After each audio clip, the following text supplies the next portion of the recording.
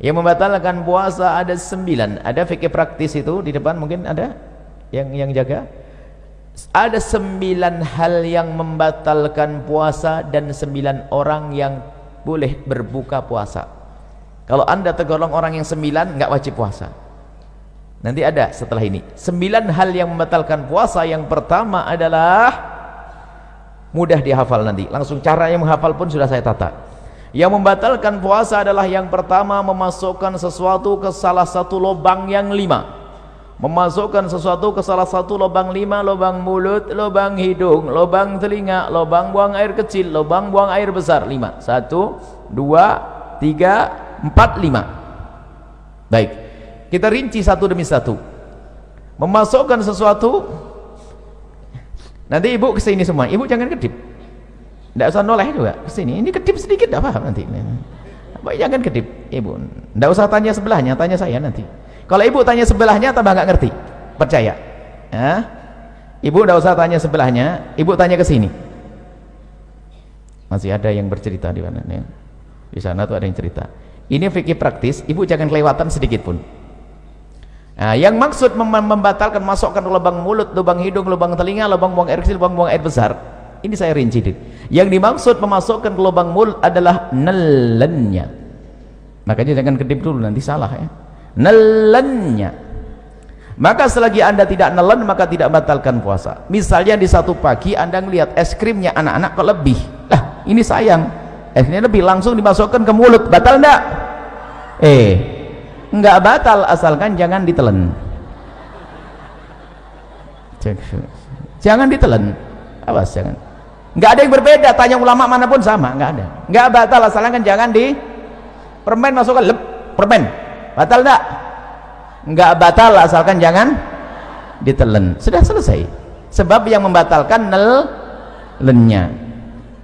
Tapi makruh, iseng banget ya, tambah sakit hati es krim masukkan mulut siang hari bulan Ramadan. Tapi kita harus paham yang membatalkan nelen. Makanya kenapa Buya ngomong jangan kedip. Kalau ibu kedip atau ibu noleh ke sebelah, habis itu pulang, oh yang membatalkan nelennya saja ya. Iya, bener kan? Paham? Jelas. Pulang ke rumah, ditanya sama anaknya, mama nelen ludah gimana ma? Saya tadi ngobrol. Makanya jangan ngobrol kalau ngaji, nggak usah tanya ke tetangganya. Ayo nelen ludah gimana? Kayaknya batal. Ah kok kayaknya, nih bagaimana sih?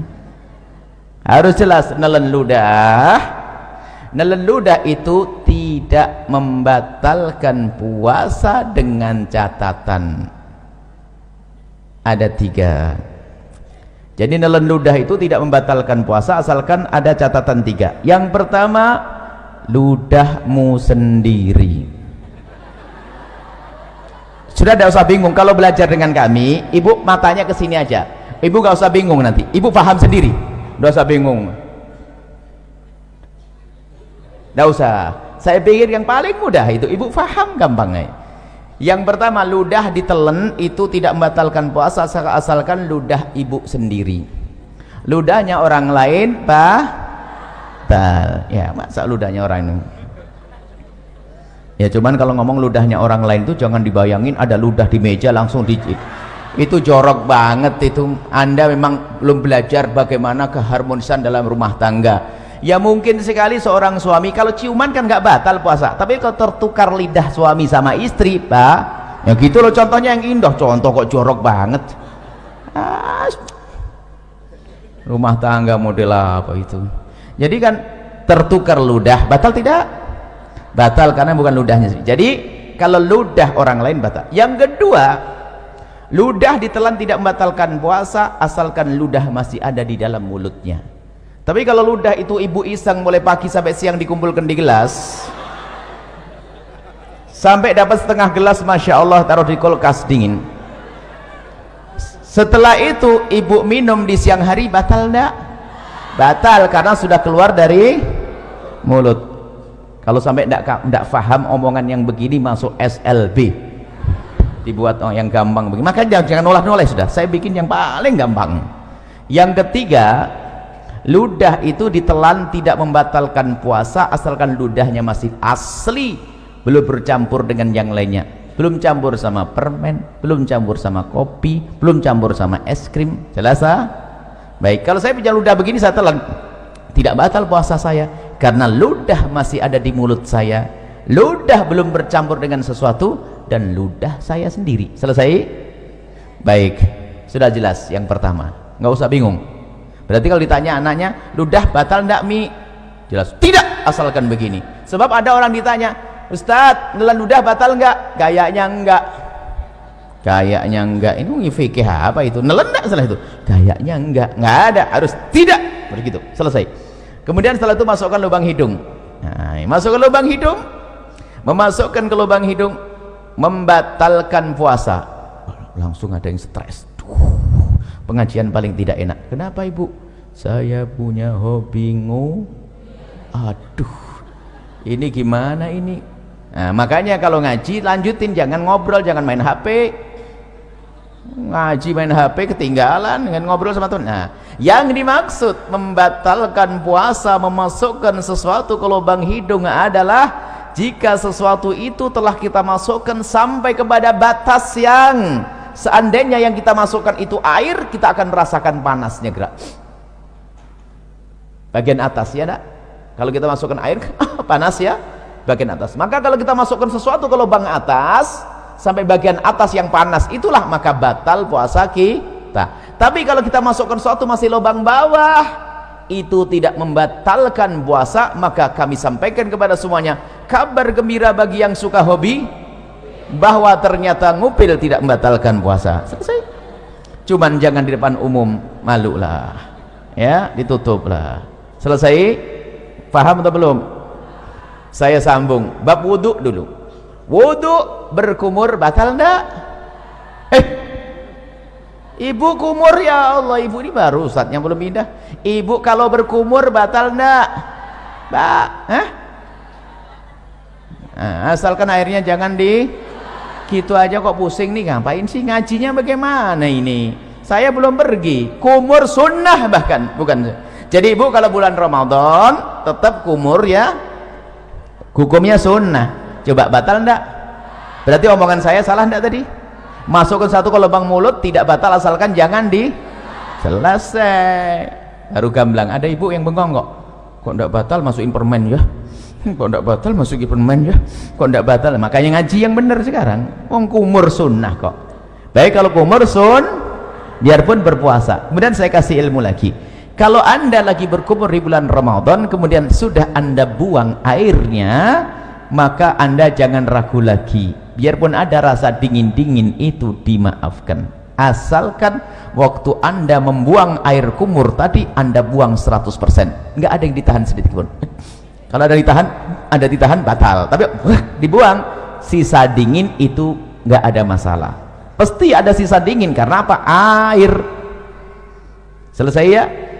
Sama di dalam berwudu istinsak, memasukkan air ke dalam hidung ya sekedarnya, jangan sampai ke derajat tempat yang panah. Itu adalah tidak membatalkan, hukumnya tetap sunnah. Baik, kalau masukkan untuk kumur sunnah, tapi masukkan es krim makruh, tapi sama-sama tidak batal puasa. Masukkan es krim makruh, asalkan jangan ditelan, tidak batal. Masukkan kumur air wudu sunnah. Baik, apa perbedaannya dua-duanya? Kesamaannya sama-sama tidak batal, perbedaannya kalau kecelakaan. Jadi begini ibu, kalau ibu lagi berkumur wudu, tak taunya ada petir jeder begitu kok ketelan, itu rezeki, nggak batal. Karena apa? Ibu menjalankan perintah lalu ketelan. Diperintahkan, sunnah itu kan diperintahkan, paham ya? Tapi masukkan es krim diperintahkan enggak? Nah, berbeda kalau ibu lagi main-main nerapkan ilmu, kata Buya nggak batal masukkan es krim. Baru masukkan es krim, nginjak kucing digigit, ketelan, batal. Main-main, ngapain es krim masukin mulut? Jelas ya? Baik, ini yang pertama, masukkan mulut, lubang hidung, selesai. Masukkan suatu ke lubang telinga. Lubang telinga bagian mana sih? Lubang telinga itu bagian dalam. Bagian dalam bagaimana? Bagian dalam lubang telinga itu yang batal kalau kita masukkan sesuatu ke lubang tersebut. Lubang dalam adalah lubang yang tidak bisa dijangkau oleh jari kelingking ini. Tapi kalau masih kelingking begini, ini luar. Kalau anda begini kan gatal, anda korek dengan jemari kelingking, tidak batal. Tapi kalau pakai korok kuping masuk ke dalam, batal. Selesai. Ini dalam madhab kita Imam Asy-Syafi'i radhiyallahu ta'ala anhu. Baik, selesai. Lubang depan, lubang belakang. Mohon maaf, ini majelis mulia, agar tidak dirubah menjadi majelis guyonan. Kami himbau kepada para asatidz sekalipun, kalau masuk wilayah-wilayah seperti ini harus waspada. Sebab kalau majelis dijadikan majelis guyonan, akan dicabut berkahnya majelis. Memasukkan suatu ke lubang depan, misalnya seorang laki-laki, mohon maaf, lubang kemaluannya ditetesin air, batal. Atau seorang ibu pakai obat, dimasukkan obat ke dalamnya, obat anti keputihan segala macam, batal. Atau mohon maaf nih, seorang wanita di saat hendak mensucikan diri dari bekas buang air kecil, maka wahai para wanita, hendaknya cukup digosok dengan perut jemari ini. Kalau digosok dengan perut jemari ini sekuat apapun, maka ini masih bagian luar dan tidak batal. Tapi kalau mohon maaf, kalau jemari yang dibelokkan begini masuk ke wilayah dalam, batal puasanya. Maka Allah sudah maha tahu cara memsucikan, cukup dengan perut jemari, tidak usah kena ragu-ragu. Ini biasanya santri yang setengah ngajinya itu ragu-ragu, kena was-was, pengen dimasukkan ke dalam, batal puasanya dan bikin penyakit kotor. Cukup dengan perut jemari, sekuat apapun ini bagian luar, asalkan dengan perut jemari, dibersihkan dengan perut jemari, itu bagian luar, tidak batal puasanya. Jangan sampai gara-gara dengar omongan saya nanti pada nggak bersih diri dari buang air kecil, kacau nanti. Bersihkan dengan perut jemari, selesai. Kemudian untuk lubang belakang sama, bersihkan dengan perut jemari. Kalau ada dibelokkan begini, batal, dimasukkan dengan perut, dengan jemarinya. Selesai, itu yang pertama. Yang kedua, yang membatalkan puasa adalah muntah dengan sengaja. Muntah dengan sengaja. Kalau orang muntah tidak sengaja nggak batal. Hamil muda muntah, naik kendaraan mabuk muntah, tiba-tiba masak sesuatu bau muntah, nggak apa-apa, nggak batal. Yang membatalkan muntah dengan sengaja, digorok perutnya, muntah, atau mencari bau yang paling nggak enak biar keluar, biar muntah. Kalau dengan sengaja tapi kalau tidak sengaja tidak batal. Dengan catatan, ini catatan ini umum, secara umum, asalkan habis muntah yang tidak sengaja tadi, jangan nelen ludah sebelum berkumur. Kalau nelen ludah habis muntah, ludahnya ditelan, batal puasanya. Kenapa begitu? Ini pemahamannya kembali yang pertama tadi. Muntahan dari dalam perut kita itu najis lewat tenggorokan ke mulut. Berarti mulut kita kenapa? Kena najis. Najis itu cara mensucikannya dengan air, bukan dengan ludah. Maka kalau kita meludah 1000 kali biarpun mulut bersih, tetap najis.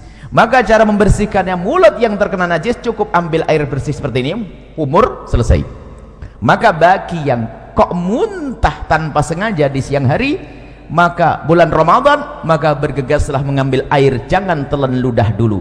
Kalau memang meludah, dibuang ludahnya sampai ketemu air, berkumur. Setelah anda kumur sekali, boleh setelah itu ludah ditelan. Kenapa? Karena ludah ditelan menjadi batal puasa kalau habis muntah tadi sebelum berkumur, karena ludahnya sudah tidak murni lagi kayak pertama tadi. Ingat, karena ludah sudah bercampur dengan najis. Selesai ya, mudah dihafal. Yang pertama masuk ke satu ke lubang 5, yang kedua adalah muntah dengan sengaja, mirip muntah dengan itu satu paket. Kemudian yang kedua dan yang ketiga, yang ketiga dan keempat yang membatalkan puasa, yang ketiga adalah berhubungan, bersenggama biarpun tanpa keluar air mani. Cukup bersenggama, seorang suami mohon maaf memasukkan kemaluannya ke istri biarpun baru sebentar lalu ditarik, itu membatalkan puasa. Biarpun sebentar, biarpun tidak keluar mani. Kami hanya membahas urusan suami istri. Bagaimana dengan zina? Sama, zina batal puasa. Naudzubillah. Menggauli kambing batal puasa. Cuman tidak dibahas di sini karena apa? Ya itu orang-orang bukan ahli iman itu, ya enggak? Kita bicara yang halal. Memasukkan bersenggama biarpun tanpa keluar mani, senggama yang sengaja. Ukuran membatalkan bagi seorang suami sederhana. Mohon maaf, ini majelis mulia. Jika seorang suami sudah memasukkan semua wilayah kepala kemaluannya, kepalanya saja, ke wilayah wanita, batal puasanya. Tidak harus semua batang kemaluannya, tapi cukup kepalanya saja sudah batal. Awas, ini harus paham di sini, hati-hati. Kemudian bagi seorang wanita berbeda. Kalau wanita tidak harus semua kepala kemaluan suami, tapi cukup kemasukan sedikit saja sudah batal. Kemasukan sedikit sudah batal. Masuk bab yang pertama tadi. Masuk yang pertama tadi, membatalkan suatu, masukkan suatu dengan sengaja. Maka saya ingatkan balik yang pertama. Mohon maaf, wahai para wanita, dicium suami tidak membatalkan puasa. Seorang suami, mungkin suamimu adalah orang yang sangat genit, sering cubit-cubit, gak batal puasa. Termasuk jika suamimu memegang wilayahmu, wahai para wanita, tidak batal puasa. Dengan catatan, asalkan jemarinya tidak dimasukkan. Kalau jemarinya dimasukkan dan anda membiarkan, batal puasa anda. Mohon maaf, ini majelis mulia, tolong diangkat wibawa supaya tidak jadikan bahan guyonan. Kemudian setelah itu, yang ketiga kan bersenggama biarpun tanpa keluar mani. Yang keempat adalah keluar mani dengan sengaja biarpun tanpa senggama. Keluar mani dengan sengaja, mohon maaf, naudzubillah, mungkin dengan onani, dengan apa, sengaja mengeluarkan mani, maka batal puasanya. Tapi kalau keluar mani tanpa sengaja, tidak batal puasa. Mungkin seorang lagi tidur di siang hari, ternyata mimpi basah, dilihat ada air mani, maka tidak batal puasanya. Selesai. Jadi keluar mani tanpa sengaja, biarpun tanpa senggama, selesai. Dapat berapa? 4. Sekarang 5, 6, 7. Biar ngafalnya gampang. 5, 6, 7, haid, nifas, melahirkan. Satu paket.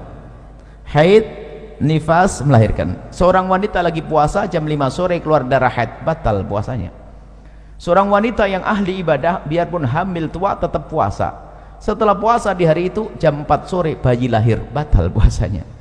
Melah ya nih. Yang pertama adalah haid, yang keempat 5 haid, 6 nifas, 5 melahirkan. Hafalannya harus jelas ini ya.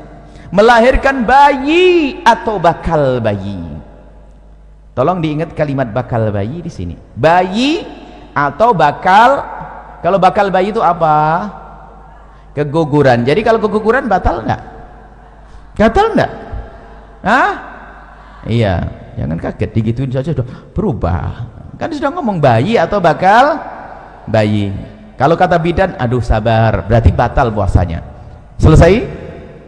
Dapat 7. Yang ke-8 sendiri. Yang ke-8 adalah hilang akal. Hilang akal. Hilang akal ini ada 3 martabat, ada 3 model. Yang pertama adalah gila. Gila. Kalau ada orang gila, saya tidak bisa nyontohin. Gila itu gimana? Gila, misalnya lagi ngobrol begini kok tiba-tiba gila, batal puasanya. Biarpun gilanya sebentar. Lagi ngobrol tiba-tiba gila sebentar, batal puasanya. Gila membatalkan puasa. Hilang akal martabat yang kedua adalah pingsan. Hilang akal tidak pingsan? Pingsan membatalkan puasa kalau pingsannya itu sehari penuh. Habis sahur pingsan, sadar-sadar isya. Puasanya batal. Karena apa? Pingsannya sehari ini kebalikan dari gila tadi. Tapi kalau kita pingsan kok sempat sadar di siang hari biarpun sebentar, puasanya sah. Contoh, pingsan habis sahur, tak taunya bangun-bangun zuhur, kaget lihat matahari, pingsan lagi dia sampai isya. Puasanya sah atau tidak? Sah atau tidak? Sah, karena sempat sadar biarpun sebentar. Selesai. Hilang akal yang ketiga, tidur. Tidur ini tidak membatalkan puasa biarpun tidurnya sehari penuh. Habis sahur tidur, bangun-bangun isya. Bukan kerbau ini. Kalau kerbau masih suka bangun itu. Kalau ada orang tidurnya kayak begini, tidurnya apa nggak tahu. Bangun habis sahur, tidur, bangun-bangun ini, puasanya sah atau tidak? Sah atau tidak? Ya sah lah bu. Ini kan bukan bab sholat ibu, ini bab puasa. Kalau bab sholat lain cerita nanti ya. Nah kalau orang tidur beneran ya sholatnya nggak dosa kok. Orang tidur itu termasuk udurnya sholat kok. Cuman dia keterlaluan, masa ada orang tidur kayak begitu. Baru sholatnya dikodok nanti. Tapi yang nggak sah itu sengaja, saya mau tidur nggak mau sholat. Nah ini nggak bener. Orang namanya tidur, ada tidur berapa tahun, 350 tahun ada kok, ya kan? Baik, jadi tidur tidak membatalkan puasa. Sama-sama hilang akal ya, harus paham. Hilang akal ada 3 model. Yang ke-9 adalah murtad. Murtad itu misalnya mengatakan Nabi Muhammad bukan Nabi, atau ada Nabi setelah Nabi Muhammad, atau Quran bukan wahyu dari Allah, atau merendahkan syiar, merendahkan adzan, merendahkan puasa, merendahkan haji, merendahkan surga, merendahkan neraka. Itu murtad, keluar dari iman. Kalau orang murtad langsung batal puasanya.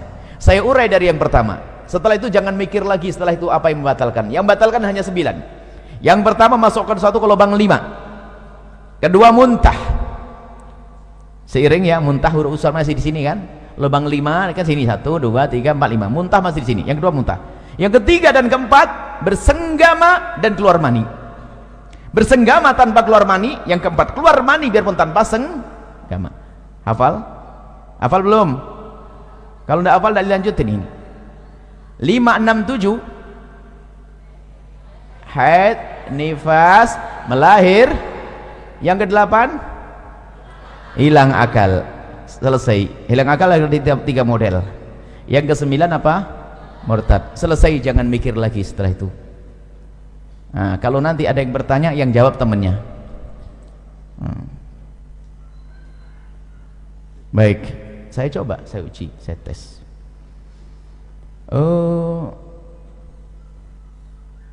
Pernah sakit mata? Semoga tidak sakit, amin. Kalau sakit mata, pernah tidak dikasih obat? Pahit tidak di tenggorokan? Batal tidak puasanya? Kan baru di sini Bu Jas. Saya ngajar di sini kok bisa ngomong. Memang Bu yang ngomong ada mata tadi. Kok jadi batal bagaimana ini ceritanya? Kok nambah sendiri? Inilah belajar yang nggak bener. Suka ngarang begini nih. Ayo. Memang saya ngomong apa? Mulut, mata. Hah? Oh hidung. Lah kok ada yang batal dari gimana Bu? Nah ini baru di tes 1 sudah gagal nih. Jangan-jangan yang lainnya nggak paham nanti. Coba, batal enggak masukkan ke mata? Ke paha. Masuk ke dalam. Wah, batal enggak? Jangan. Bahkan ini orang cerdas suatu ketika. Ini ikatan dokter. Ikatan dokter kalah sama Anda. Tiba-tiba, Buya, hukumnya cabut gigi siang hari bulan Ramadan batal enggak? Batal enggak coba? Gigi. Hah? Asalkan giginya jangan. Lah kok bingung gitu aja. Asal giginya jangan ditelan. Selesai. Kemudian ada lanjutannya, tapi Buya kan nanti darahnya terus ngalir akhirnya masuk ke dalam mulut. Berarti kamu takut ketelan darahnya kan? Iya Buya. Kalau begitu jangan cabut siang. Selesai. Tapi kalau selesai kok pusing. Belajar kok setengah-setengah. Makanya kalau ngaji itu yang bener. Ngaji ngantuk. Nah, jelas ya? Baik, nanti boleh tanyalah apalah setelah ini.